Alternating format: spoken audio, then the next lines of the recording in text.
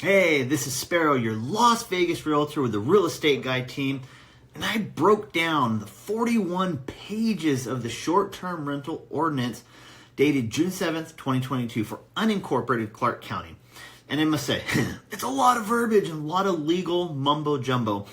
Keep in mind, I'm not an attorney, nor do I work for the state. This is just my interpretation of those 41 pages, broken into bullet points and grouped into what I feel makes sense.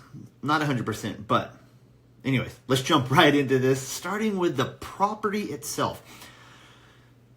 Some regulations on the property are: nobody can be in the pool from 10 p.m. to 7 a.m. Daytime is considered 9 a.m. to 10 p.m. Well, nighttime is considered 10 p.m. to 9 a.m. The person accountable for the unit must have a permit for property management. You must have an evacuation detailed map posted. Minimum one fire extinguisher either under the kitchen sink or in the garage, and it can be no higher than 48 inches off the floor. All sleeping rooms need to have smoke detectors and logs for monthly testing and battery changes. Carbon monoxide detectors need to be placed by code.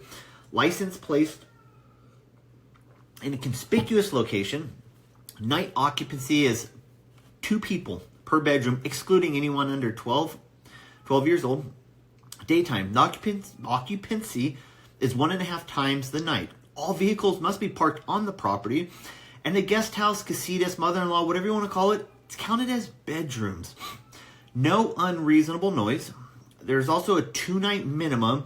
You have to have a 24-hour complaint line. If the unit has more than 4 bedrooms, you must have a placard outside with the complaint number for the public on an 8.5 by 11. Trash needs to be stored properly.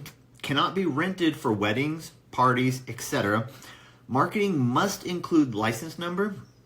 Cannot be closer than 1,000 feet from property line to another short-term rental. Must furnish educational pamphlet created by the department to all renters upon renting. And you must keep a pamphlet on premises. Rules and regulations must be posted. The address must be visible from the street and well lit. Units must stay safe and habitable. Common sense. Must submit to an inspection with or without notice. The licensee must pay taxes monthly to the state if they're collected directly from the renter. Must have one street-facing security camera, and that camera must record 100% of the time while the unit is occupied. Footage must be kept for at least 60 days. If requested by any agency, you have 48 hours to turn over that footage. Not required for a multifamily that has a common entrance. Bookkeeping must be kept for minimum 3 years. Noise monitoring devices must be installed on the front and the back property lines and operational while the unit is occupied. This system should automatically notify the accountable party of a noise violation. That noise records must be kept minimum 60 days. On there, you also have 48 hours to turn over documents if the agency requested for the noise. $250 fine if the county has to respond to the noise.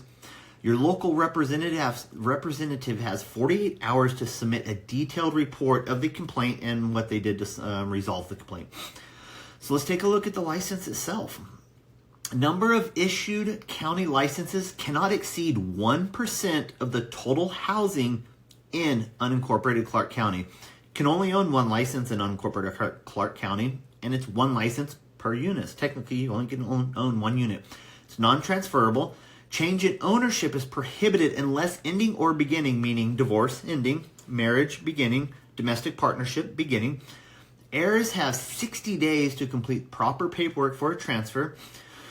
You have 7 days to submit any changes to information on the license, such as your phone number changes, your home address changes, whatever. You have 7 days to submit. Must submit monthly report, get the docs from the county. License can be suspended for any violation. Operating without a license is considered a public nuisance and can be charged as a misdemeanor. Operating without a license is a fine of no less than $1,000 and no more than $10,000.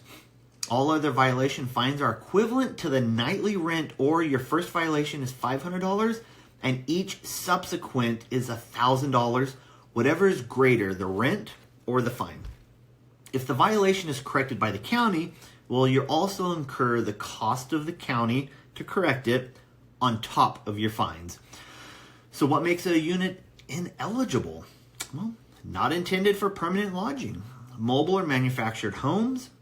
It's located in the town of Mount Charleston, Mawapa, Mesquite, and Bunkerville. Not connected to city water, can't be on a well. In an apartment, multifamily, or HOA, unless you can produce a letter from the HOA that states you can. But I haven't seen one in Las Vegas yet that HOA allows it. Less than 2,500 feet from a casino, so it has to be more than 2,500 feet. Closer than 1,000 feet to the next Airbnb. Again, property line to property line. The application process, well, your window is going to be open to apply one time annually unless there's no available licenses. Open no less than 1 month and no more than 3 months. Will receive a tracking number, allows you to go on their website and track your application. Must be complete application. They don't have to tell you it's not complete. They're just going to move it on. Apps will be placed in a random generator to select the order received. So basically lottery. What can deny an application? Well, incomplete application. And again, they don't have to tell you it's incomplete. Have not paid your fees. Fail or refuse to not cooperate with inspections. False information on your app. Can't lie. If denied, the applicant can request an administrative hearing to get the denial reversed. Before your issuance, you must pay the $150 fee and accept the current terms and conditions. Your annual fee is based on the amount of rooms. So 3 or less is $750, and more than 3 rooms is $1,500 annually. For the annual renewal, you must submit the renewal application along with supporting docs. Paid all fees, fines, and costs from the prior year, and you have your inspection and your inspection fee of $150 paid. Timely payment of the annual fee must be done. This has been my detailed breakdown of the 41 pages laid out in similar terms. Again, I'm not an attorney, nor do I work for the state. This is just my interpretation of the ordinance. If you want to learn more about the Las Vegas real estate market, you know the routine. Like, subscribe, and turn on those notifications for more great information.